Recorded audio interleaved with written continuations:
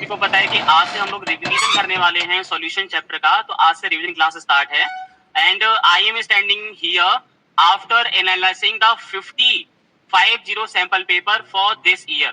24 से 25 ईयर के लिए, मतलब इस 24-25 सेशन के लिए लगभग 50 सैंपल पेपर का एनालिसिस करने के बाद मैं आपको यहाँ पे रिवीजन क्लास दे रहा हूँ। ठीक है, तो सबसे पहले जो आपको यहाँ पे ध्यान देना है, क्या पढ़ना है हमें, तो मैं आपको यहाँ पे बता रहा हूँ सबसे पहले कि हमारा जो सॉल्यूशन चैप्टर है बेटा, उसकी मार्किंग स्कीम जो है वो क्या होगी। ठीक है, तो यहाँ पे डिवीजन ऑफ सॉल्यूशन, तो चैप्टर का नाम सभी को पता है, चैप्टर है बेटा हमारे पास लिक्विड सॉल्यूशन।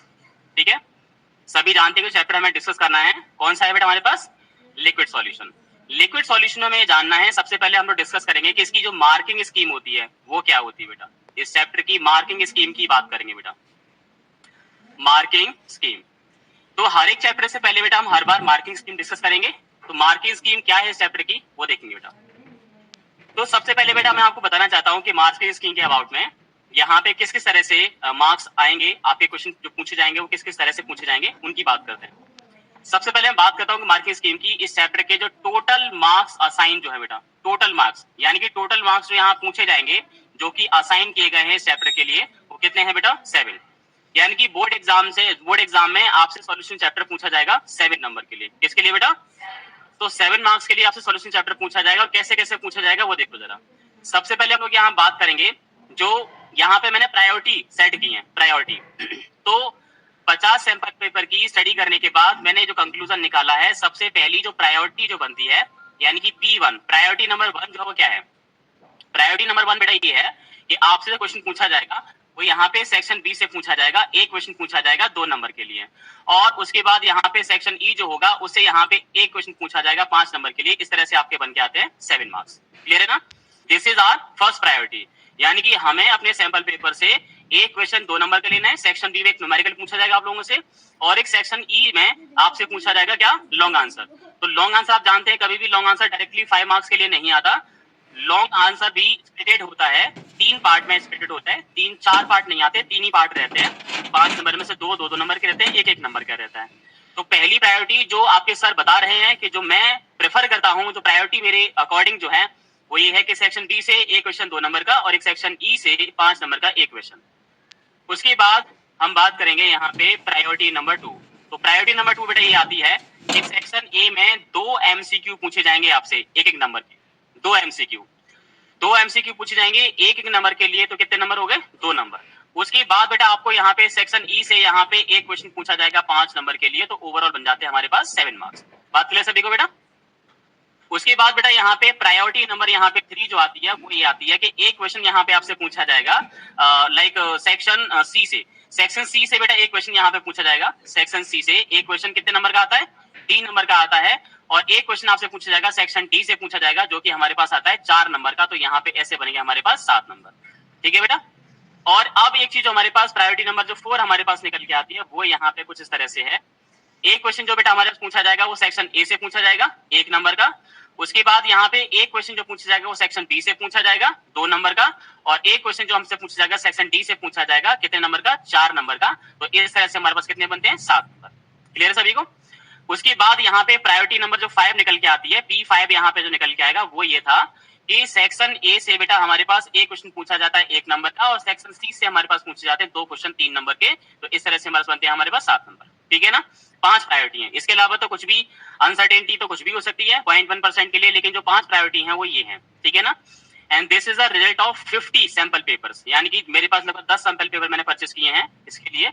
लगभग 15 समय थे तो मैंने 50 सैंपल पेपर मैंने पढ़े कल रात में, पूरी रात में। और ये कंक्लूजन आपको निकाल के दिया है कि ये प्रायोरिटी ऑर्डर आप फॉलो करेंगे। ठीक है ना। दोबारा से आपकी जो प्रायोरिटी 1 जो रहने चाहिए सेक्शन बी में रहने चाहिए।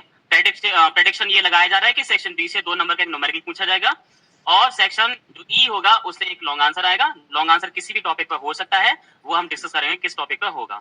ये आपको मार्किंग स्कीम क्लियर होगी सभी को ना। तो यहाँ पे 2+5 एंड यहाँ पे 1 into 2+5 यहाँ पे आ जाएगा, और यहाँ पे 3+4 हो जाएगा, यहाँ पे 1+2+4 हो जाएगा, एंड 1+6 हो जाएगा। इस तरह से हमारे पास 5 प्रायोरिटी ऑर्डर है। उसके बाद हम बात करते हैं बेटा, इस चैप्टर की बात करते हैं।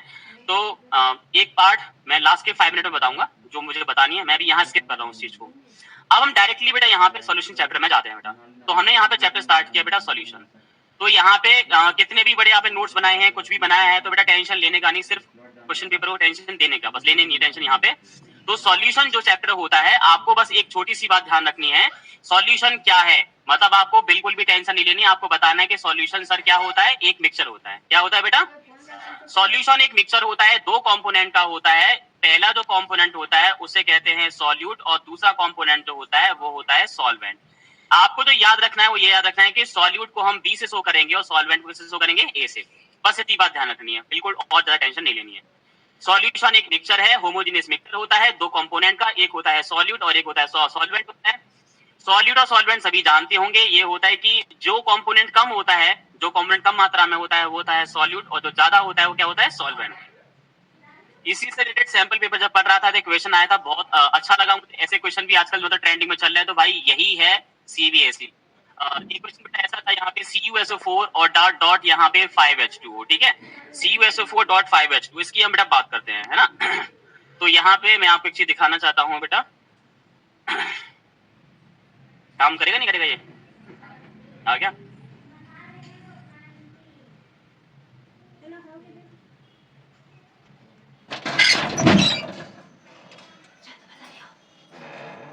देखो बेटा, तो क्वेश्चन जो पूछा गया था उसके बारे में पूछा गया बेटा, ये है हमारे पास कॉपर सल्फेट। तो क्वेश्चन पूछा गया था कि भाई जो कॉपर सल्फेट जो दिया गया ये है, फॉर्मूला होता है ना CuSO4.5H2O, ठीक है। अब उसमें पूछा गया था कि ये किसका सॉल्यूशन है, सॉल्यूशन बताइए, मतलब ये सॉल्यूशन किसका है। अब में सॉल्यूशन के हमारे पास ऑप्शन दे रखे थे, पहला था LL सॉल्यूशन है, SS सॉल्यूशन है, L का S में सॉल्यूशन है, या फिर S का L में सॉल्यूशन है। यानी कि लिक्विड का लिक्विड में सॉल्यूशन है, या सॉलिड का सॉलिड में सॉल्यूशन है, या लिक्विड का सॉलिड में सॉल्यूशन है, या सॉलिड का लिक्विड में सॉल्यूशन है। कौन सा वाला है, कौन फोर्थ वाला? गलत है, सही ऑप्शन होता है लिक्विड का सॉलिड में सॉल्यूशन। क्योंकि आप देखो कि फाइनल फिजिकल स्टेट क्या है, सॉलिड है, और आपको पता है कि सॉल्यूशन की जो फिजिकल स्टेट होती है वो एक्चुअली सॉल्वेंट की फिजिकल स्टेट होती है। यानी कि जो सॉल्वेंट होता है, सॉल्वेंट की जो फिजिकल स्टेट होगी वही किसकी होगी, सॉल्यूशन की भी होगी। यही ध्यान दिया जाता है, पानी का जब सॉल्यूशन बनाते हैं, पानी होता है लिक्विड, चीनी डालने के बाद वो सॉलिड नहीं बन जाता, सॉल्यूशन का भी फिजिकल स्टेट लिक्विड होता है और सॉल्वेंट का भी लिक्विड होता है। तो वहां पे ये ट्रेंड लगती है। तो जो टॉपिक पढ़ा रहा था उससे रिलेटेड मैंने आपको एक एमसीक्यू बना दिया, ये अभी लेटेस्ट बनाया गया क्वेश्चन है, पहले कभी नहीं था ये क्वेश्चन। तो यहाँ पे पानी के जो मॉलिक्यूल है 5 मॉलिक्यूल है बस केवल, और कॉपर का बहुत सारा कंपाउंड है, तो इसीलिए आपने देखा कि वहां जो कंपाउंड है वो ओवरऑल कैसा है, सॉलिड है। वाटर यहाँ पे क्रिस्टलाइन फॉर्म में है लेकिन कम मात्रा में है, इस वजह से वाटर कैसा हो गया, सॉल्यूट, और कॉपर सल्फेट कैसा हो गया, सॉल्वेंट हो गया, ठीक है। तो ये क्वेश्चन हो गया। आगे हम बात कर रहे थे यहाँ पे तो ये क्वेश्चन हो गया बेटा आप लोगों का। वापस आ रहे थे यहाँ पे, सॉल्यूशन की बात कर रहे थे। तो सॉल्यूशन को आपको बेटा ध्यान रखना है कि 3 पार्ट में पढ़ना है, यानी कि सॉल्यूशन चैप्टर हम लोग 3 पार्ट में क्लियर कर लेंगे। कौन कौन से 3 पार्ट होते हैं वो देखो बेटा। सबसे पहले हम बात करेंगे सॉल्यूशन चैप्टर में जो हमें पढ़ना है, वो पढ़ना है बेटा आपको कंसंट्रेशन, ठीक है ना। क्या पढ़ना है बेटा, कंसंट्रेशन। और दूसरा हमें यहाँ पे जो पढ़ना है that is all about vapour pressure. क्या पढ़ना है बेटा आप लोगों को, वेपर प्रेशर में आपको 2 पार्ट पढ़ने को मिलेंगे बेटा। एक होगा हमारे पास RL होगा बेटा, और एक हमारे पास होगा HL। एक होगा RL और एक क्या होगा बेटा, RL होता है राउट लॉ और HL होता है हेनरी लॉ। और तीसरा पार्ट जो हमें डिस्कस करना है that is all about colligative property. तो हमें यहाँ पे चैप्टर को 3 पार्ट में बेटा यहाँ पे पढ़ना है, कॉलीगेटिव प्रॉपर्टी यानी कि CP, ठीक है ना बेटा। तो इस चैप्टर के 3 पार्ट हमारे पास आएंगे, एक आएगा कंसंट्रेशन ऑफ सॉल्यूशन, दूसरा हमारे पास होगा वेपर प्रेशर जिसमें RL और HL दोनों डिस्कस होंगे, राउट लॉ और हेनरी लॉ, उसके बाद कॉलीगेटिव प्रॉपर्टी। पार्ट पढ़ने के बाद यहाँ पे भी आपके सर यहाँ पे आपको प्रायोरिटी दे रहे हैं कि यानी कि आपको सबसे पहले और सबसे ज्यादा टाइम जो खपाना है, सबसे ज्यादा टॉपिक जो स्ट्रॉन्ग करना है वो कौन सा करना है। तो आपको ध्यान रखिए कॉलीगेटिव प्रॉपर्टी के लिए प्रायोरिटी नंबर 1 आएगी, राउट लॉ हेनरी लॉ के लिए प्रायोरिटी नंबर 2, और सबसे कम जो अमाउंट आएगा वो किसका आएगा, कंसंट्रेशन का। So this is our priority order. तो हमारा एम रहना चाहिए कि अगर आपको सॉल्यूशन चैप्टर पूरा निपटाना है, 7 में से सबसे पहले क्वेश्चन आपको अटेम्प्ट करने हैं, तो कॉलीगेटिव प्रॉपर्टी कर लो, सबसे बड़ी टेंशन खत्म। उसके बाद राउट लॉ हेनरी लॉ पढ़ लो, फिर बिल्कुल ही खत्म होगी। कंसंट्रेशन इसलिए आना चाहिए क्योंकि जो वेपर प्रेशर है और जो कॉलीगेटिव प्रॉपर्टी जो होती है वो कंसंट्रेशन के द्वारा ही होती है, ठीक है। तो हम यहाँ पे स्टार्ट करते हैं सबसे पहले पार्ट नंबर 1। यहाँ तक पूरा क्लियर है ना। तो जो पढ़ना है आपको पता है कि आपको पढ़ना ये है कि चैप्टर को आप इस तरह से पढ़ोगे। मार्किंग स्कीम बेटा आपको इस साइड यहाँ पे दे रखी है, मार्किंग स्कीम का ऑर्डर क्या है, यहाँ तक बात क्लियर है सभी को। अब हम यहाँ पे बात करेंगे कि जो फर्स्ट पार्ट हम स्टार्ट करते हैं कंसंट्रेशन, ठीक है। तो हमने यहाँ पे स्टार्ट किया कि कंसंट्रेशन क्या है। तो बेटा कंसंट्रेशन के बारे में बिल्कुल टेंशन नहीं लेनी है। जैसे कि मान लो कि ये हमारे पास पानी है ना। अब पानी सॉल्यूशन बनाने के लिए आपको पता है कि एक सॉल्वेंट चाहिए होता है, एक सॉल्यूशन चाहिए होता है। सबसे अच्छा सॉल्वेंट कौन सा है, पानी है। तो हमने यहाँ पे पानी ले लिया, सॉल्यूशन बनाना है तो इसमें कोई ना कोई सॉल्यूट हम डालेंगे।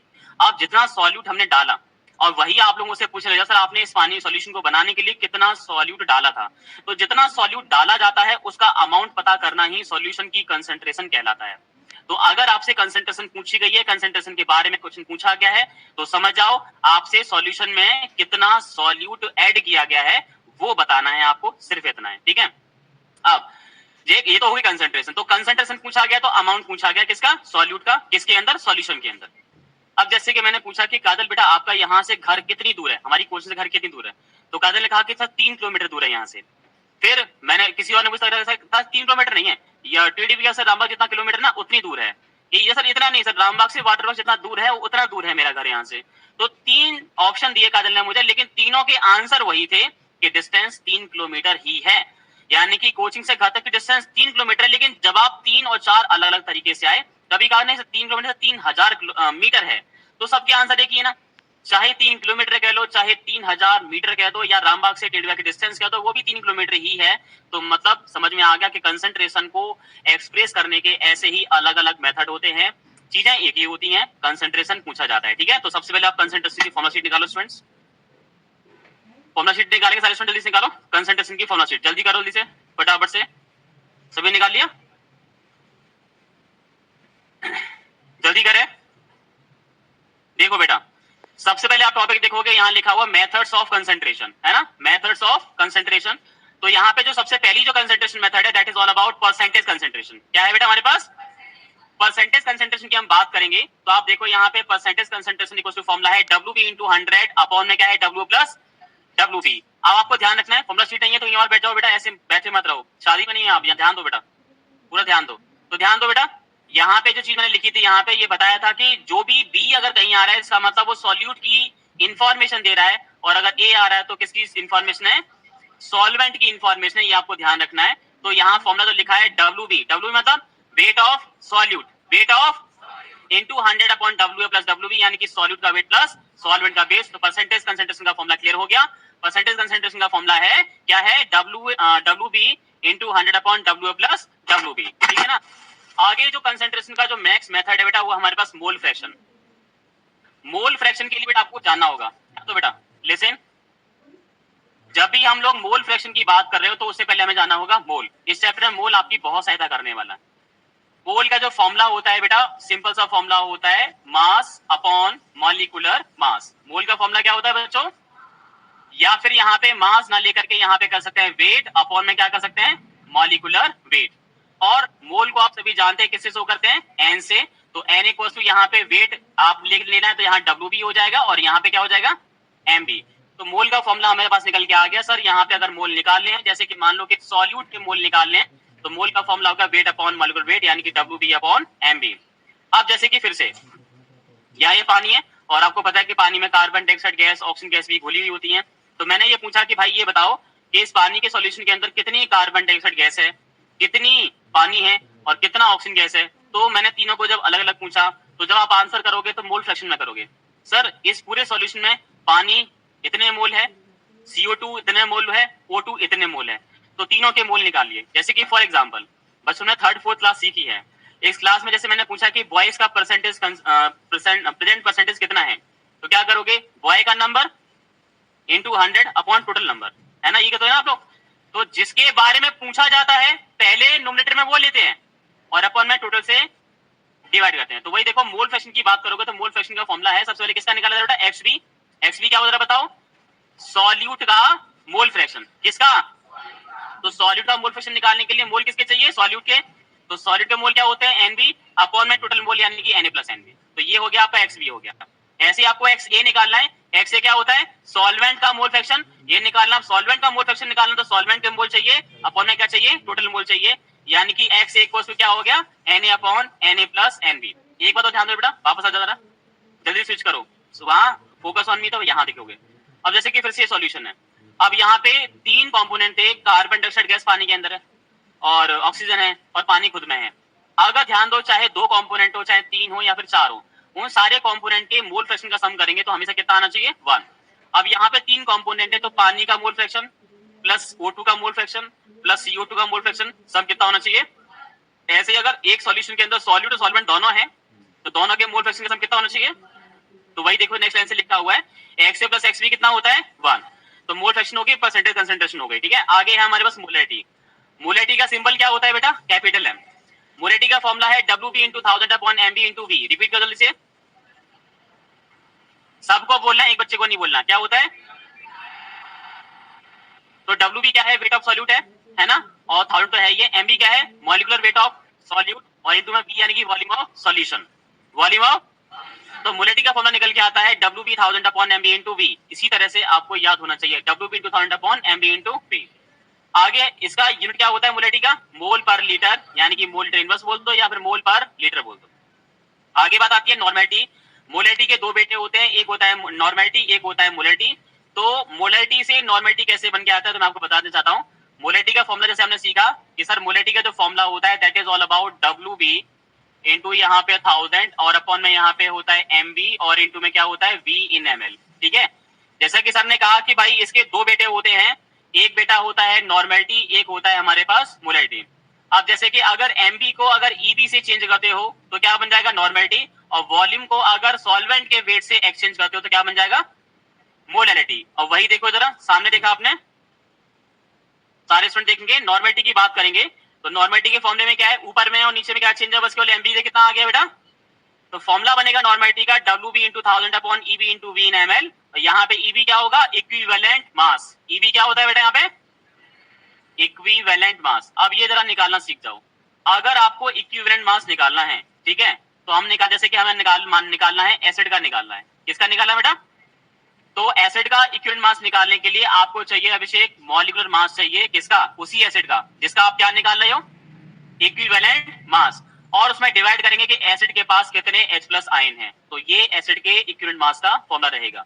उसके बाद अगर मान लो कि अगर आपको बेस का इक्विवेलेंट मास निकालना है तो बेस के इक्विवेलेंट मास का फॉर्मूला होगा molecular mass of base. Base जिसका भी निकालना है, और अपन में क्या करोगे? जैसे कि एसिड की बात करते हैं तो एसिड जैसे कि HCl हो गया, तो HCl में कितने H+ आयन होते हैं भाई? एक H+ होता है। और H2SO4 की बात करेंगे तो H2SO4 में कितने H+ आयन होते हैं? दो होते हैं। अगर हम सोडियम हाइड्रोक्साइड की बात करेंगे, सोडियम हाइड्रोक्साइड में कितने OH नेगेटिव होते हैं? एक। अगर हम कैल्शियम हाइड्रोक्साइड की बात करते हैं तो कैल्शियम हाइड्रोक्साइड में कितने OH होते हैं भाई? दो OH होते हैं। ये आपको ध्यान रखना है, ठीक है, तो ये यहाँ लगा दोगे। अगर हमें सॉल्ट का निकालना है तो सॉल्ट का जो E होगा वो होगा यहाँ पे molecular mass of salt, upon में क्या करोगे? या तो पॉजिटिव से या फिर क्या करोगे? नेगेटिव से डिवाइड कर दोगे। जैसे कि फॉर एग्जांपल NaCl की बात करेंगे तो NaCl में Cl नेगेटिव होता है, Na क्या होता है? तो पॉजिटिव देख लो या फिर नेगेटिव देख लो, दोनों एक ही है, तो एक से डिवाइड करना है। एक चीज मैं आपको और बता रहा हूँ, नॉर्मेलिटी ना के बराबर हमारे सिलेबस में पूछी जाती है, तो नॉर्मेलिटी को नहीं ध्यान दोगे तो कोई दिक्कत नहीं है। नॉर्मेलिटी ना के बराबर है हमारे, लेकिन पढ़ लेते हैं। अब हम क्या करेंगे? यहाँ पे वॉल्यूम की क्या लेके आने हैं? WA। तो नेक्स्ट हमारे पास जो कंसंट्रेशन बनेगी दैट इज मोलैरिटी। तो मोलैरिटी का फॉर्मूला हमारे पास आता है स्मॉल m। स्मॉल m क्या है? सिंबल है किसका? मोलैरिटी का। तो मोलैरिटी का फॉर्मूला बनता है WB 1000 अपॉन MB × WA इन ग्राम। WA क्या है? सॉल्वेंट का मास है, किसमें? ग्राम है। अब आपको यहाँ पे दो चीज ध्यान रखनी है। अगर आप मोलैरिटी और मोलैरिटी की बात करते हो और नॉर्मेलिटी की बात करते हो तो क्या दोनों के फॉर्मूले में वॉल्यूम आ रहा है क्या? नीचे वॉल्यूम आता है कि नहीं आता है? आता है, दोनों वॉल्यूम आता है ना नीचे। तो हमें समझ में आ गया कि भाई जो मोलैरिटी और जो नॉर्मेलिटी है ये कैसी है? वॉल्यूम डिपेंडेंस है। कैसी है बेटा? और वॉल्यूम डिपेंडेंट तो है, लेकिन डायरेक्टली है या फिर इनवर्सली है? इनवर्सली है, यानी कि यहाँ ध्यान रखना है कि अगर आप वॉल्यूम बढ़ाओगे तो मोलैरिटी और नॉर्मेलिटी क्या हो जाएगी? वहीं मोलैरिटी की बात करेंगे, ये भी ट्रेंडिंग में क्वेश्चन चल रहा है कि मोलैरिटी में वॉल्यूम कहीं भी नहीं आता है, सारे के सारे वेट ही हैं। इसी वजह से जो मोलैरिटी है वो वॉल्यूम इंडिपेंडेंट है। कैसी है बेटा? तो अगर आपसे पूछा जाता है कि in which of the following concentration is volume independent, तो करेक्ट आंसर क्या रहेगा? अब मैं आपको बताना चाहता हूं, इतना करने के बाद ये जो फॉर्मूले हैं ये क्लास 11th के बेसिक फॉर्मूले हैं। हमारे CBSE 12th में ऐसा कोई भी क्वेश्चन नहीं बनेगा जो इनसे डायरेक्टली पूछ लिया जाए। यानी कि इतना इजी हमारा क्वेश्चन पेपर नहीं आता कि डायरेक्टली ये फॉर्मूला लगा करके आप कोई भी आंसर निकाल लो। अब यहाँ पे क्या होता है, हमारे यहाँ क्या होता है कि जो डाटा दे रखा है उस डाटा से आप कोई और कंसेंट, जैसे कि मान लो कि जो डाटा गिवन है उस डाटा की हेल्प से आप निकाल सकते हो मोल फ्रैक्शन। क्या निकाल सकते हो बेटा? लेकिन अल्टीमेटली आपसे जो पूछी गई है वो क्या पूछी गई है? मोलैरिटी। ये हमारे 12th का सिलेबस है, यानी कि आपको एक जो डाटा गिवन होगा वो किसी और कंसंट्रेशन को निकालने के लिए होगा, लेकिन पूछी जाएगी वो कोई और कंसंट्रेशन पूछी जाएगी। इसीलिए हमें अलग अलग कंसंट्रेशन के बीच में रिलेशन भी आना चाहिए, वही हमारा मेन सिलेबस है। ठीक है, तो आगे देखो जरा, आगे कहा गया some relations between the different concentrations. तो पहला जो रिलेशन है किस किस के बीच में है, मोलैरिटी और परसेंटेज कंसंट्रेशन के बीच में है। तो मोलैरिटी इक्वल्स टू क्या होता है, percent mass into density into 10/mb।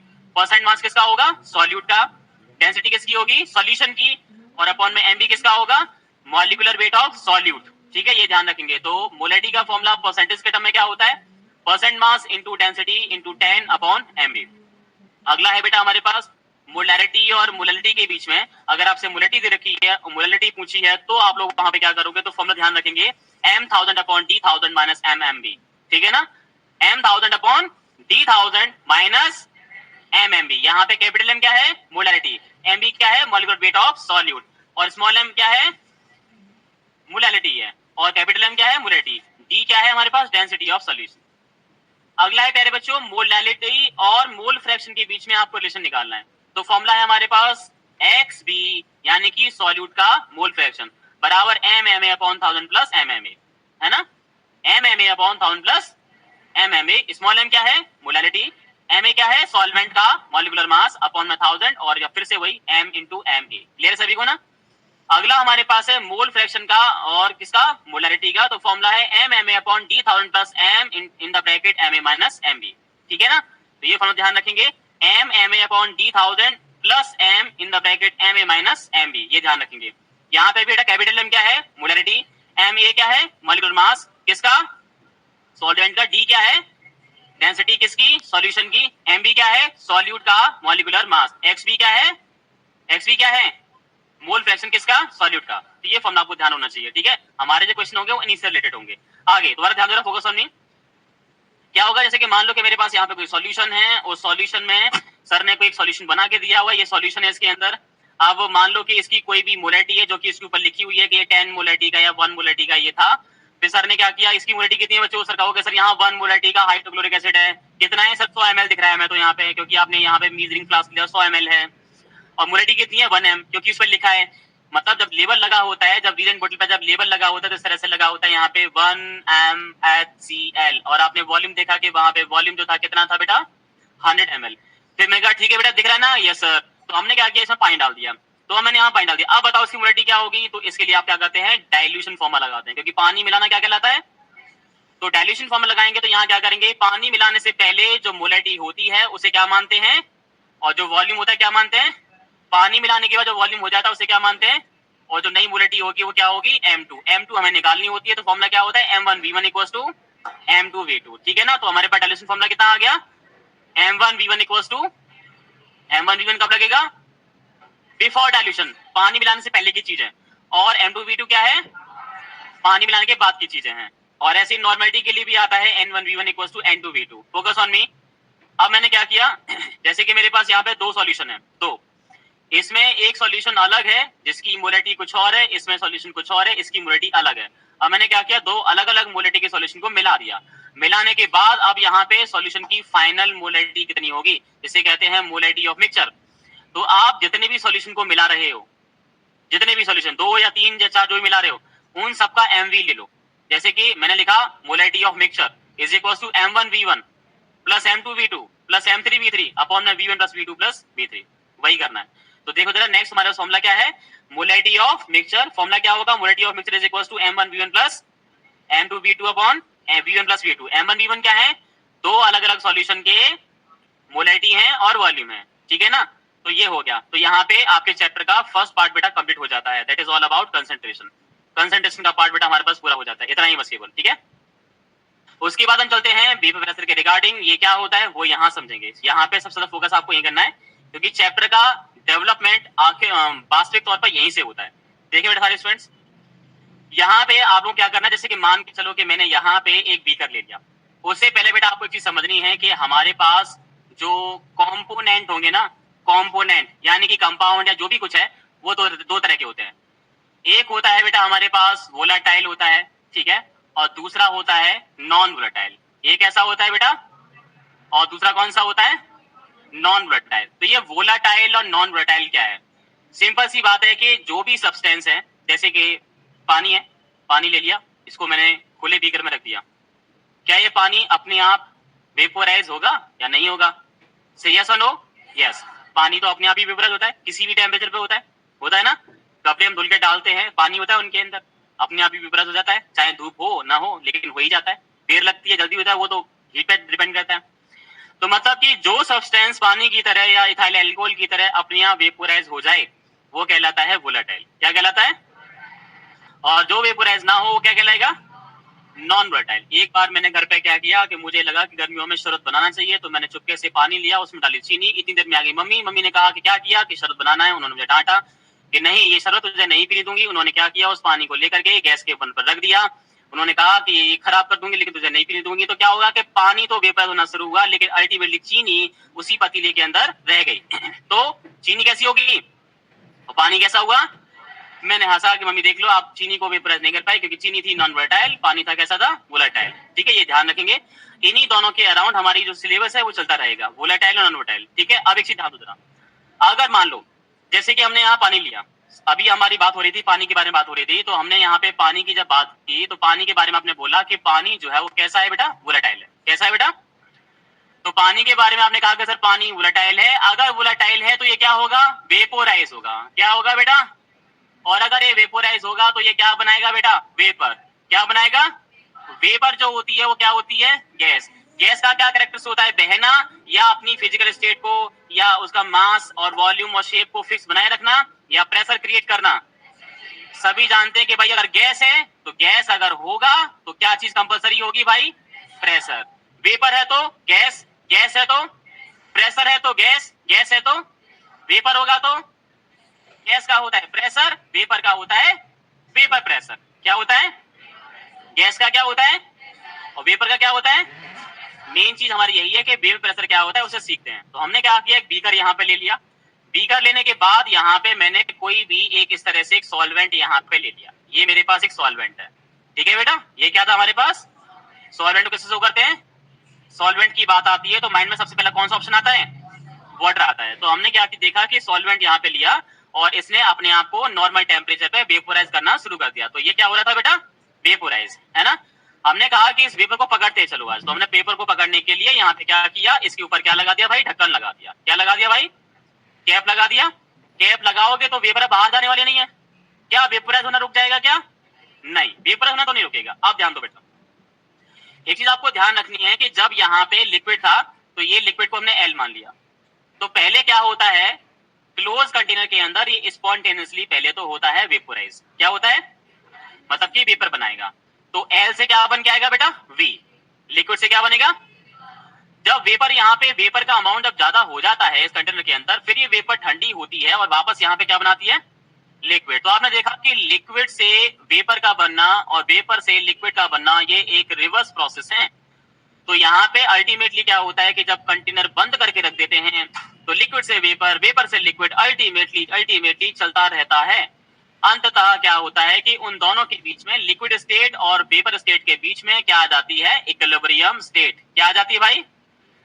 अब इक्विलिब्रियम स्टेट अगर स्टेबलाइज हो जाएगी, हमने करवाई है कि अपने आप हो गई है? अपने आप हो गई। किस किस के बीच में? लिक्विड स्टेट के बीच में। और यानी कि हमारे वेसल के अंदर लिक्विड वाटर भी है और उसकी वेपर भी है, दोनों चीजें हैं।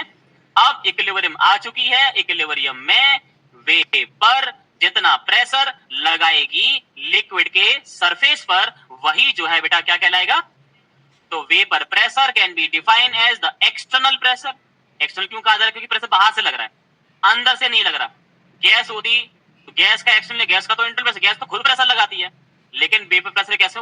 ऊपर से प्रेशर आ रहा है। कौन लगा रहा है? वेपर लिक्विड पे लगा रही है। और अगर केवल प्रेशर होता तो गैस खुद प्रेशर जनरेट करती है। तो इसीलिए यहाँ पे क्या बोलना पड़ेगा? External pressure. तो vapour pressure can be defined as the external pressure exerted by vapour. कौन एक्सर्ट करेगा बेटा? Exerted by on the surface of liquid in equilibrium state at a particular temperature. यानी किसी एक तापमान पर, किसी एक टेम्परेचर पर ये वेपर इक्विलिब्रियम स्टेट में वेपर के सरफेस, लिक्विड के सरफेस पर जितना ही प्रेशर लगाती है उसे क्या बोलते हैं? अब मान लो कि यहाँ पे हमने जो लिक्विड लिया था वो लिक्विड क्या था बेटा? हमारे पास पानी। पानी क्या होता है? सॉल्वेंट। अब हमने यहाँ पे क्या किया, यहाँ पे एक प्रेशर को मेजर करने के लिए एक डिवाइस यहाँ पे लगा दी, एक डिवाइस लगा दी यहाँ पे, सपोज दैट, ठीक है ना। जैसे कि आप जानते हो कि अभी साइकिल में, बाइक में, कार में जब हवा डलवाने जाते हो तो बंदा क्या करता है, सीधे हवा भरना शुरू कर देता है? नहीं, आपका प्रेशर चेक करता है कि प्रेशर कितना है। तो उसके पास जो डिवाइस होती है ना प्रेशर मेजर करने की, उसी को हम लोग बोलते हैं प्रेशर गॉज। ये प्रेशर गॉज हमने यहाँ लगा दी। अब पानी रखा था, जो भी पानी लिया था, पानी का जो भी अमाउंट लिया था, तो हमने क्या किया, यहाँ पे कितना प्रेशर आया उसको पता कर लिया। और प्रेशर कितना आया तो वो वेपर प्रेशर है, और वेपर प्रेशर को हमने सपोज दैट यहाँ पे मान लिया पी, और किसका निकाला है हमने, सॉल्वेंट का, तो उसे क्या माना जाएगा, पीए। तो आज के बाद पीए क्या होगा बताओ, पीए होगा वेपर प्रेशर ऑफ सॉल्वेंट। क्या होगा, वेपर प्रेशर ऑफ सॉल्वेंट। क्या होगा बेटा। अब मैं आपको बताना चाहता हूं कि अगली चीज आपको ध्यान रखनी है कि जैसे कि हमारे पास कोई एक लिक्विड है, और अगर आप लिक्विड में कोई दूसरा लिक्विड मिलाना चाहते हो, ध्यान रहे कि दोनों ही चीजें यहाँ पे वोलेटाइल होना चाहिए। अगर आप यहाँ पे एक लिक्विड में दूसरा लिक्विड मिलाते हो तो हिंट के तौर पर ध्यान रखना है, be smart, solution in topper style. तो ये आपको ध्यान रखना है कि राउट लॉ लगेगा। क्या लगेगा बेटा, अगर एक लिक्विड में दूसरा लिक्विड मिलाते हो तो कौन सा लॉ लगेगा। और अगर आपको मान लो कि कोई एक लिक्विड दे रखा है, आप उसमें लिक्विड में गैस डिसॉल्व करते हो, तो उस केस में आपको ध्यान रखना है कौन सा लॉ लगेगा भाई, हेनरी लॉ लगेगा। तो हेनरी कब लगने वाला है और राउट कब लगेगा, न्यूमेरिकल पढ़ के पता कर लोगे। अब जैसे कि पानी की फिर से बात आती है, तो हमने यहाँ पे फिर से बेटे क्या ले लिया भाई, पानी। क्या ले लिया भाई, अब पानी के अंदर हमने यहाँ पे डाला भाई, सॉरी ये बीकर ले लिया, बीकर में हमने यहाँ पे क्या ले लिया भाई, पानी। क्या ले लिया यहाँ पे, पानी ले लिया। अब पानी वोलेटाइल होता है क्या नॉन वोलेटाइल होता है, सभी को पता है कि वोलेटाइल होता है। अब हमने इसमें क्या किया, थोड़ा सा इथेनॉल और मिलाते बेटा। क्या मिला दिया भाई, तो यहाँ पे हमने बेटा मिलाया इथेनॉल, तो इथेनॉल हमने यहाँ ले लिया। इथेनॉल कैसा होता है बेटा, वोलेटाइल होता है। अब इसका प्रेशर निकालना है तो पहले तो सबसे पहली चीज हमें यहाँ से बंद करना पड़ेगा, ठीक है ना। अब मुझे बताओ कि यहाँ पे वेपर जो बनेगी किसकी बनेगी, पानी की वेपर बनेगी या फिर इथेनॉल की बनेगी। आपको पता है कि इथेनॉल है, इथेनॉल का फॉर्मूला क्या होता है भाई, C2H5OH, और ये जो है हमारे पास पानी है यानी कि H2O। H2O क्या होता है, ए या फिर बी, ये क्या होता है सॉल्वेंट, और इथेनॉल क्या होगा, बी, यानी कि सॉलिड होगा। वेपर दोनों की बनेगी ना, तो जैसे मान के चलो यहाँ पे दोनों की वेपर बन के आई, तो यहाँ पे एक वेपर ये रही भाई हमारे पास, और दूसरी वेपर भी बन के आएगी, दोनों की वेपर आ गई। अब ये बताओ, यहाँ पे जो प्रेशर गॉज हमने यहाँ पे लगाई, ये प्रेशर गॉज है बेटा हमारे पास। अब यहाँ जो प्रेशर निकल के आएगा, उस प्रेशर को किसका प्रेशर कहा जाएगा, पानी का वेपर प्रेशर है, या इथेनॉल का वेपर प्रेशर है, या फिर टोटल वेपर प्रेशर है। शाबाश, तो ये होगा हमारे पास टोटल वेपर प्रेशर होगा, यानी कि पीटी होगा। अब टोटल वेपर प्रेशर किस किस का सम होगा, पानी का वेपर प्रेशर और प्लस इथेनॉल का वेपर प्रेशर, यानी कि पीए प्लस पीबी, पीए प्लस, तो पीटी इक्वल्स टू क्या निकल के आया बेटा हमारे पास, पीए प्लस पीबी, और यही बेटा हमारे पास क्या है पता है, यही है राउट लॉ। राउट लॉ क्या होता है भाई, पीटी इक्वल्स टू क्या होता है, तो पीए प्लस पीबी क्या होता है बेटा हमारे पास, आरएल होता है। आरएल क्या होता है भाई, तो राउट लॉ क्या डिस्कस करता है, दो वोलाटाइल सब्सटेंसेस के सॉल्यूशन के वेपर प्रेशर को डिस्कस करता है। सॉल्यूशन का वेपर प्रेशर यानी कि PT is equal to the sum of the component which you have to take और mix in the container. Container में आपने जितने भी कंपोनेंट जो कि वोलेटाइल नेचर के थे जिनको मिक्स किया था, उन सबके वेपर प्रेशर का अगर सम कर दोगे तो क्या निकल के आएगा, टोटल वेपर प्रेशर निकल के आएगा। अब यहाँ पे क्या हुआ कि एक बच्चे ने पूछा कि सर ये बताओ कि यहाँ पे पीए की वैल्यू कितनी होगी और पीबी की वैल्यू कितनी होगी। तो मैंने कहा अगर पीए निकालना है, मतलब टोटल तो आ गया, लेकिन एक बच्चे ने पूछा कि सर इसमें से इंडिविजुअल पीए कितना है, सर पीए बताओ। तो पीए निकालने के लिए क्या करूंगा, एक काम करो बेटा, अनाया ध्यान दो बेटा, क्या करेंगे, पीए निकालना है, ए क्या सब जानते हैं सॉल्वेंट होता है, तो सबसे पहले आपको सॉल्वेंट लेना पड़ेगा अलग से, सीन छोड़ दो जरा, सॉल्वेंट क्या है मतलब पानी।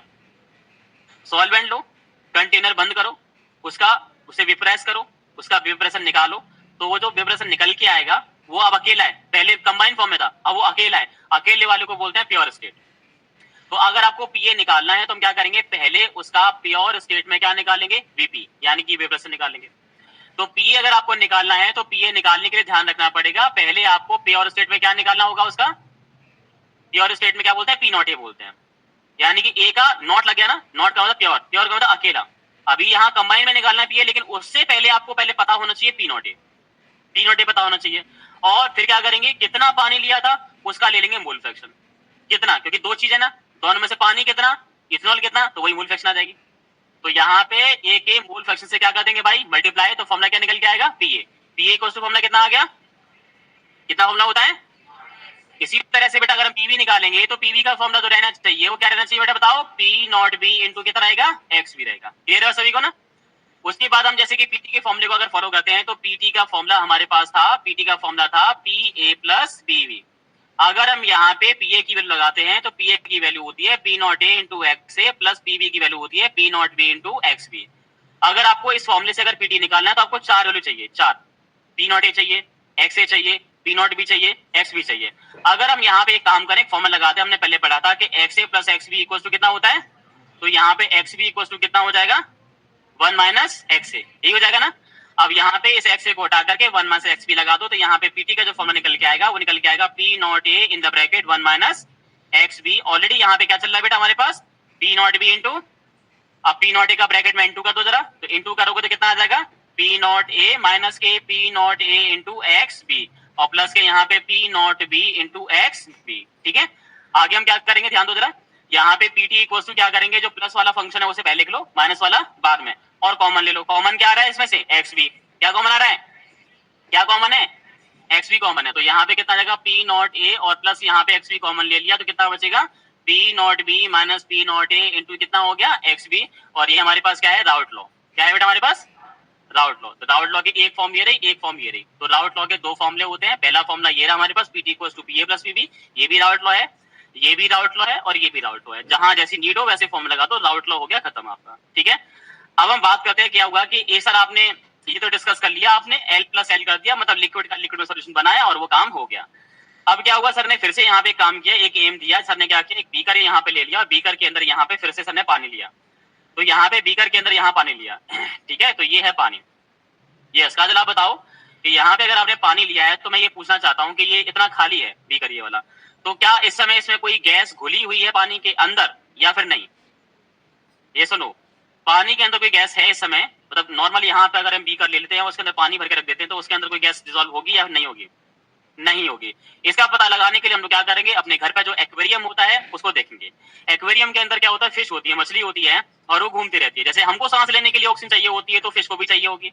अब फिश क्योंकि पानी के अंदर है तो उसके पास एयर नहीं है लेकिन फिर भी वो जिंदा है, इसका मतलब वो भी सांस लेती होगी, सांस लेती तो ऑक्सीजन चाहिए, तो ऑक्सीजन कहां से लेती होगी, पानी से। अब आप ऐसा मत बोल देना, नॉन लॉजिकल मत बोलना ये पानी है इसकी ऑक्सीजन जो है फिश ले जाती है, ये और छोड़ क्या चलती है हाइड्रोजन, ये मत बोल देना। फिश जो है केमिकल रिएक्शन कर लेती है पानी के साथ, ये मत करना, ठीक है। तो फिश जो है पानी के अंदर घुली हुई ऑक्सीजन लेती है, पानी की ऑक्सीजन नहीं लेती है। तो पानी के अंदर ऑक्सीजन होती है काजल, ये ध्यान रखना होगा बेटा आपको। आपको नो लग रहा था लेकिन नो नहीं, यस होता है। इसको करने के लिए पता लगाना था, एक काम फिर से किया हम, सर की बात हमें समझ में आनी क्योंकि घर पे एक्वेरियम था नहीं, तो हमने क्या किया, घर पे जाकर के पानी ले लिया गिलास में और बस जो भी बर्नर या जो भी गर्म चीज है उसके ऊपर पानी रख दिया। तो आप क्या देखोगे कि पानी के अंदर से बबल्स जो है ऊपर की तरफ आ रहे हैं, बबल्स। और बबल्स क्या होता है, गैस होता है। वो जो गैस पानी के मॉलिक्यूल के अंदर ढकी हुई थी, अब पानी के मॉलिक्यूल दूर दूर हुए तो मॉलिक्यूल बाहर निकलते हैं, जंप करते हैं। तो मॉलिक्यूल जो होते हैं वो किसके होते हैं, गैस के होते हैं। यानी गैस जो है वो एक्सेल आउट होती है, बाहर की तरफ निकलती है, ठीक है। इसीलिए एक क्वेश्चन असेंबली वर्क में था कि फिश जो है वो किस तरह के पानी में कंफर्ट फील करती हैं, तो कहा गया था कि ठंडे पानी में ज्यादा कंफर्ट फील करती हैं, गर्म पानी में नहीं करती हैं। क्योंकि गर्म पानी होगा तो उसमें से ऑक्सीजन गैस बाहर निकल जाएगी, उनको ऑक्सीजन मिलेगी नहीं और वो मर जाएंगी। आपने देखा होगा कि एक्वेरियम के अंदर एक पाइप भी लगाया जाता है जो कि हमेशा एयर को अंदर भेजते रहता है, क्योंकि मछलियां तो पानी की ऑक्सीजन लेती रहेंगी, एक टाइम के बाद उनकी ऑक्सीजन खत्म हो जाएगी पानी के अंदर, फिर वो क्या करेंगी, इसलिए हम एयर अंदर भेजते रहते हैं। तो एयर की ऑक्सीजन पानी में डिसॉल्व होती रहती है और वो ऑक्सीजन को रेस्पिरेशन में यूज करती रहती है, ठीक है। तो समझ में आ गया कि सर नॉर्मल कंडीशन में अगर आपने बताया तो इसके अंदर यहाँ पे क्या डिसॉल्व है, क्या डिसॉल्व है बेटा, एयर। क्या डिसॉल्व है पानी के अंदर, एयर। तो ये था पानी, ये थी एयर जो कि एक गैस है। एयर एक गैस है, यस और नो, यस। तो अब हमने कहा, क्या कहा, अनाया ने पूछा कि एयर से पूछा कि एयर तुम पानी में क्यों डिसॉल्व थी, यानी कि तुम पानी में घुली क्यों। तो उसने कहा कि मुझे जो है डर लग रहा था। किससे डर लग रहा था, प्रेशर से। किससे लग रहा था, तो प्रेशर से बचने के लिए पानी के अंदर जाकर के दुबक गई, है ना। तो यहाँ पे जो गैस के अंदर कोई गैस है इस समय, मतलब नॉर्मल यहाँ पे अगर हम बीकर ले लेते हैं उसके अंदर पानी भर के रख देते हैं तो उसके अंदर कोई गैस डिसॉल्व होगी या नहीं होगी, नहीं होगी। इसका पता लगाने के लिए हम लोग क्या करेंगे, अपने घर पे जो एक्वेरियम होता है उसको देखेंगे। एक्वेरियम के अंदर क्या होता है, फिश होती है, मछली होती है और वो घूमती रहती है। जैसे हमको सांस लेने के लिए ऑक्सीजन चाहिए होती है तो फिश को भी चाहिए होगी। अब फिश क्योंकि पानी के अंदर है तो उसके पास एयर नहीं है, लेकिन फिर भी वो जिंदा है।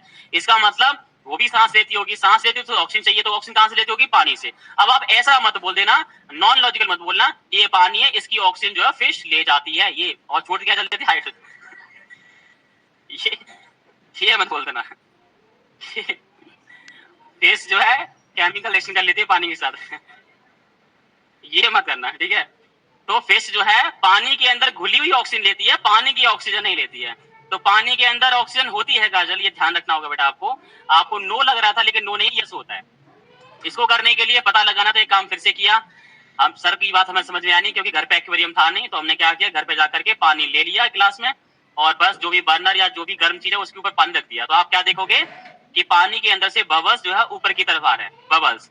और बबल्स क्या होता है? गैस होता है। वो जो गैस पानी के मॉलिक्यूल के अंदर ढकी हुई थी, अब पानी के मॉलिक्यूल दूर दूर हुए तो मॉलिक्यूल्स बाहर निकलते हैं, जंप करते हैं। तो मॉलिक्यूल जो होते हैं वो किसके होते हैं? गैस के होते हैं। यानी गैस जो है वो एक्सेल आउट होती है, बाहर की तरफ निकलती है, ठीक है। इसीलिए एक क्वेश्चन असेंबली वर्क में था कि फिश जो है वो किस तरह के पानी में कंफर्ट फील करती हैं, तो कहा गया था कि ठंडे पानी में ज्यादा कंफर्ट फील करती हैं, गर्म पानी में नहीं करती हैं। क्योंकि गर्म पानी होगा तो उसमें से ऑक्सीजन गैस बाहर निकल जाएगी, उनको ऑक्सीजन मिलेगी नहीं और वो मर जाएंगी।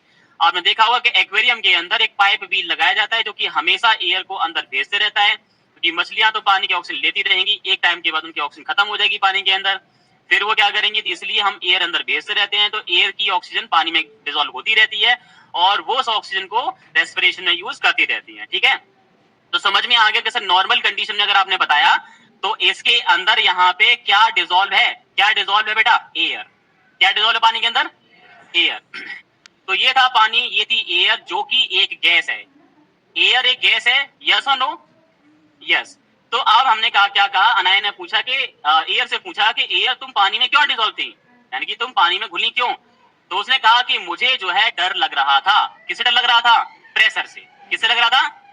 तो प्रेशर से बचने के लिए पानी के अंदर जाकर के दुबक गई, है ना। तो यहाँ पे जो गैस है, आज के बाद आप समझ लो कि कोई भी गैस लिक्विड के अंदर केवल जब ही डिसॉल्व होती है जब प्रेशर होता है, यानी कि बिना प्रेशर के कोई भी गैस पानी में नहीं घुल सकती। ये कौन बता रहा है? एक्चुअली कौन बता रहे हैं? हिंदी बता रहे हैं, साइंटिस्ट हिंदी बता रहे हैं। साइंटिस्ट हिंदी की बात करेंगे तो मैं उन्हीं की थ्योरी को धीरे धीरे यहाँ पे लेके आ रहा हूँ बेटा। हिंदी लॉ की बात कर रहा हूँ, तो हिंदी लॉ ने ये डिस्कशन किया कि भाई बिना प्रेशर के कोई भी गैस लिक्विड के अंदर घुल नहीं सकती। तो अगर मान लो नॉर्मल पानी के अंदर भी अगर कोई गैस डिसॉल्व है, इट मींस वहां पे कोई ना कोई प्रेशर लग रहा है, कोई ना कोई प्रेशर लग रहा है। हैवी वाटर बोतल, plastic water bottle which can compress, water bottle anyone don't have? very good। भाई पानी की बोतल तो होगी किसी के पास? चलो ठीक है, छोड़ दो कोई दिक्कत नहीं है। अरे कैप भी तो होना चाहिए उसका। चलो ठीक है, ओके। तो हमने कहा, क्योंकि क्वेश्चन पूछना किसी के बच्चे के दिमाग में आया कि भाई अभी तो बात हो रही थी कि बीकर ओपन है, अब बीकर ओपन है तो यहाँ पे गैस घुली हुई है, सर ने प्रूव कर दिया कि वहां पे एयर घुली हुई है। फिर से पूछा, उन्होंने नहीं बताया, तुमने पानी गर्म करके पता कर लिया, तो पता तो पड़ ही गया कि मतलब ऑक्सीजन है पानी के अंदर, पता पड़ गई ना।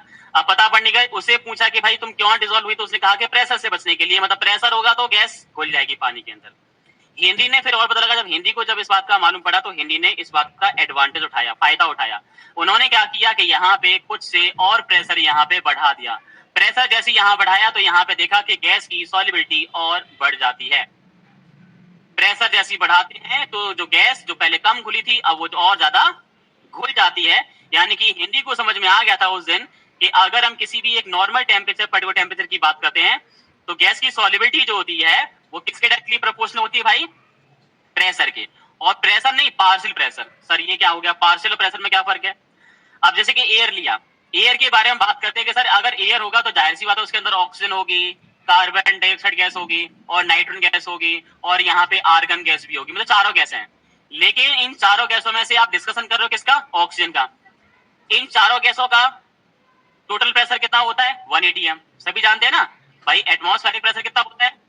तो चारों गैसों का प्रेशर कितना है? 180 एम। लेकिन इनमें से हर एक गैस का प्रेशर अलग अलग है। तो अगर आप ऑक्सीजन की सॉल्युबिलिटी पता कर रहे हो तो यहाँ पे P के नीचे क्या लगा दिया जाएगा? O2। तो ये केवल P था, ये PO2 है।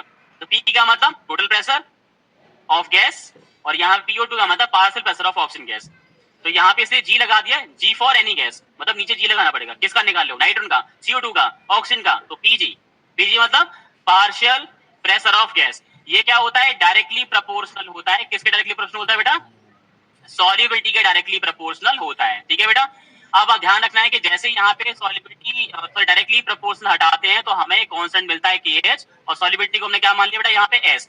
ये फॉर्मूला है जिससे यहाँ पे आपके न्यूमेरिकल होंगे, ध्यान रखो बेटा, यहाँ से आपके न्यूमेरिकल आएंगे Pg equal to KH into S। एक बात और ध्यान रखना है कि सॉल्युबिलिटी को आप मोल फ्रैक्शन में भी ले सकते हैं, तो फाइनली यहाँ पे निकल के आएगा Pg इक्वल टू क्या निकल के आएगा, KH इंटू क्या निकल के आएगा, XG, यानी गैस का मोल फ्रैक्शन। ठीक है ना, तो यहाँ पे अगर आपको क्या निकालना है बेटा, जल्दी बताओ क्या निकालना है, पार्शियल प्रेशर निकालना है गैस का, तो आपको उसके लिए क्या करना पड़ेगा, बताओ क्या निकालना पड़ेगा भाई, KH इंटू XG। ये यहां से क्या समझ में आता है, जिसका हेनरी कांस्टेंट ज्यादा होगा उसकी सॉल्युबिलिटी, जिसका हेनरी कांस्टेंट कम होगा उसकी सॉल्युबिलिटी ज्यादा होगी। तो वहां पे चारों गैसों में से जिसका आई थिंक मुझे लगता है फॉर्मेल्डिहाइड का हेनरी कांस्टेंट सबसे कम था, फॉर्मेल्डिहाइड का, इसका मतलब सॉल्युबिलिटी कैसी होगी, सबसे ज्यादा होगी। लगा लो किस तरह से। अब आपको मुझे इसके बाद बताना है कि ये सब हो गया, ये हो गया, ये हो गया, ठीक है। अब इसके बाद जो मेन चीज रह गई है जो फर्स्ट क्लास में बतानी है वो क्या है बेटा, परीक्षा देने जाओगे सारी मेहनत बेकार ना हो जाए, तो आप ये चीज ध्यान रखिएगा। एग्जाम देने जाते हैं, हमने सारे टॉपिक पढ़ लिए, सब कुछ आ गया सर, सारे फॉर्मूले पता है हमें, सारे टॉपिक आते हैं हमको, लेकिन एग्जाम देने जाओगे 2025 का, तो जैसे ही पेपर आपके हाथ में आएगा तो आप देखोगे हर एक क्वेश्चन के बाद हर एक दूसरा क्वेश्चन ऐसा है जो ना कभी देखा है ना कभी सुना है। हर एक दूसरा क्वेश्चन ऐसा होगा तो ना कभी देखा है ना कभी सुना होगा, क्योंकि सीबीएसई हमसे ये कहती है, सीबीएसई हमसे ये कहती है, क्या कहती है, सीबीएसई ने कहा था कि भैया पेपर देने जाओ तो बच्चे को याद रखना चाहिए कि हमारे पास इस बार 2025 में इस बार हमसे जो पूछा जाएगा वो 50% जो है वो कॉम्पिटेंसी बेस्ड क्वेश्चन पूछे जाएंगे बेटा, कॉम्पिटेंसी बेस्ड क्वेश्चन। और अगर आपको ये नहीं आता तो आप जो हमने टारगेट बनाया है, टारगेट कि हमें भाई 65 से लेकर के 70 के बीच में हमें नंबर रखने हैं अपने, तो ये आप नहीं कर पाओगे बेटा। तो अगर आपको ये नहीं पता तो, क्योंकि आप उसके लिए तैयार होके नहीं गए भाई, जिस चीज के तैयार होके नहीं जाएंगे सरप्राइज भी वही मिल जाएगा, तो कैसे हो पाएगा। फॉर्मूला आपको आता है, सब कुछ आता है, लेकिन 50% कॉम्पिटेंसी बेस्ड क्वेश्चन नहीं आया। जैसे आप लोग शीट पढ़ोगे, मैंने भी कॉम्पिटेंसी बेस्ड, क्योंकि रात भर मैंने लगभग 1-1.5 बजे तक सारे सिमिलर पढ़े, सारे 50, तो उनको पढ़ने पर लगभग मुझे बहुत सारे क्वेश्चन मिल गए। कॉम्पिटेंसी बेस्ड की एक पीडीएफ मैंने बना ली है, आपकी शीट में भी है, आपको पहचानना कि कौन सा कॉम्पिटेंसी बेस्ड क्वेश्चन है, मैं आपको बताता हूँ। जैसे फॉर एग्जाम्पल क्या हुआ, एक क्वेश्चन दे रखा था एग्जाम, अगर आपको ये नहीं आता तो आप जो हमने टारगेट बनाया है, टारगेट कि हमें भाई 65 से लेकर के 70 के बीच में हमें नंबर रखने हैं अपने, तो ये आप नहीं कर पाओगे बेटा। तो अगर आपको ये नहीं पता तो, क्योंकि आप उसके लिए तैयार होके नहीं गए भाई, जिस चीज के तैयार होके नहीं जाएंगे सरप्राइज भी वही मिल जाएगा, तो कैसे हो पाएगा। फॉर्मूला आपको आता है, सब कुछ आता है, लेकिन 50% कॉम्पिटेंसी बेस्ड क्वेश्चन नहीं आया। जैसे आप लोग शीट पढ़ोगे, मैंने भी कॉम्पिटेंसी बेस्ड, क्योंकि रात भर मैंने लगभग 1-1.5 बजे तक सारे सिमिलर पढ़े, सारे 50, तो उनको पढ़ने पर लगभग मुझे बहुत सारे क्वेश्चन मिल गए। कॉम्पिटेंसी बेस्ड की एक पीडीएफ मैंने बना ली है, आपकी शीट में भी है, आपको पहचानना कि कौन सा कॉम्पिटेंसी बेस्ड क्वेश्चन है, मैं आपको बताता हूँ। जैसे फॉर एग्जाम्पल क्या हुआ, एक क्वेश्चन दे रखा था एग्जाम में कि एक जॉन नाम का एक लड़का था, जॉन, और वो अपनी कार से वो ट्रेवलिंग करने गया, तो दिल्ली में उसने पानी बॉयल किया, तो पानी इतने टेम्परेचर बॉयल हो गया, फिर वो अपने ट्रिप को कंटिन्यू करता है, फिर वो पहुंच जाता है शिमला, और शिमला उसने उसी पानी को बॉयल किया तो उतने टेम्परेचर बॉयल हुआ, तो दोनों टेम्परेचर अलग अलग थे, तो ऐसा कैसे हुआ जब पानी एक ही है लेकिन दोनों का बॉइलिंग टेम्परेचर अलग अलग है। तो इस तरह के क्वेश्चन जो होते हैं वो कॉम्पिटेंसी बेस्ड क्वेश्चन है। कॉम्पिटेंसी बेस्ड क्वेश्चन का मतलब है कि अगर कोई क्वेश्चन आपकी जनरल और आपकी नॉर्मल लाइफ से, आपके इन्वायरमेंट से रिलेटेड है, उसमें टॉपिक फॉर्मूला तो लगना है जो हमने पढ़ा है वो, लेकिन वो सिंपल क्वेश्चन नहीं होगा, जैसे हमारी जो आदतें हैं बुक पढ़ के कि ये न्यूमेरिकल है, लेकिन वैसा क्वेश्चन नहीं होगा, हमारी जनरल लाइफ का एक फैक्ट होगा, फैक्ट समझना, फैक्ट जो भी हम लोग करते हैं उस फैक्ट से रिलेटेड क्वेश्चन बन के आएगा, और फॉर्मूला आपको ये लगाना होगा, तब जाके आप क्वेश्चन बना पाओगे। ऐसे ही हम लोगों ने जब अपना उस टाइम पे बीएड की थी, तो बीएड में एक नया आया, एक सीटेट एग्जाम होता था, तो उसमें एक नया टॉपिक आया पेडागोजी। अब पेडागोजी को निकालना बहुत डिफिकल्ट था। पेडागोजी में क्या था कि सिंपल हम लोगों की आदत थी सिंपल क्वेश्चन पढ़ना, और पेडागोजी क्या होता है, क्लासरूम सिस्टम को बताता है कि क्लास में तुम बच्चे की हैंडलिंग कैसे करोगे। तो रियल लाइफ इंसिडेंट से रिलेटेड अगर क्वेश्चन पूछा जाता है तो वो अब आता है कॉम्पिटेंसी बेस्ड क्वेश्चन के अंदर। अब चाहे आप फिजिक्स में हो, केमिस्ट्री में हो, मैथमेटिक्स में हो, बायोलॉजी में हो, इन 4 के लिए तो आप 100% समझ ही जाइए कि 50% कॉम्पिटेंसी है। इसका मतलब अगर एक अंदाजन एक वर्बली बात की जाए तो हर एक दूसरा क्वेश्चन ऐसा मिलेगा आपको जो कि अलग लैंग्वेज में लिखा होगा, सिंपल लैंग्वेज उसकी नहीं होगी। तो अब इस शीट में अगर आप कोई क्वेश्चन पढ़ रहे हो, अगर आपको ऐसा क्वेश्चन दिख जाए जो कि किसी रियल लाइफ इंसिडेंट से रिलेटेड है तो समझ जाओ कि वो कॉम्पिटेंसी बेस्ड क्वेश्चन है। अब एक और क्वेश्चन था, मैंने पढ़ा था इसी में, जैसे कि राम नाम का लड़का था, वो भी ट्रिप पे गया था। उसने कहा कि भाई वो जब जा रहा था राम, तो उसने क्या किया कि वो जब दिल्ली पहुंचा तो उसने अपने कार रेडिएटर में पानी डाल लिया और उसकी कार जो वो स्मूथली चलती रही। फिर क्या हुआ कि वो जब शिमला पहुंचा तो शिमला पहुंचने के बाद उसने क्या देखा कि अब पानी वो नहीं डालता है, वो उसने इथाइलिन ग्लाइकोल अपने कार रेडिएटर में डाला। तो ऐसा क्यों किया? तो बस यहाँ पे भी कॉम्पिटेंसी बेस आ गई, क्योंकि इथाइलिन ग्लाइकोल क्या करता है, पानी के फ्रीजिंग पॉइंट को कम कर देता है। तो फ्रीजिंग पॉइंट में क्या हो जाता है, डिप्रेशन हो जाता है। तो यहाँ जो फॉर्मूला लगेगा वो डिप्रेशन एंड फ्रीजिंग पॉइंट लगेगा, वो वाली क्वालिटेटिव प्रॉपर्टी लगेगी, लेकिन वहां पे रियल लाइफ इंसिडेंट से उसे जोड़ दिया है ना। यानी कि वो पहले घुमाएगा एक रियल लाइफ इंसिडेंट्स में। आप ये तो समझ जाओगे ना भाई, रियल लाइफ अगर इंसिडेंट्स होगा तो पहचान जाओगे ना, केमिकल चीजें नहीं होंगी उसमें, कंपाउंड नहीं होगा, केमिकल रिएक्शन नहीं होगी, कोई रियल लाइफ का कोई इंसिडेंस है और उसको रिलेट करते हुए फॉर्मूले को टच करते हुए एक क्वेश्चन पूछा गया है। तो वो होता है 50 कॉम्पिटेंसी बेस्ड क्वेश्चन। और इसका परसेंटेज देखो, पहले 10% था, फिर 25 हुआ, अब डायरेक्टली 50% है। तो आप देखो कि चैलेंज क्या है। अगर आप अपना एक दिन भी खराब करते हो तो समझ जाओ कि हम कहाँ पे हैं और करना क्या है।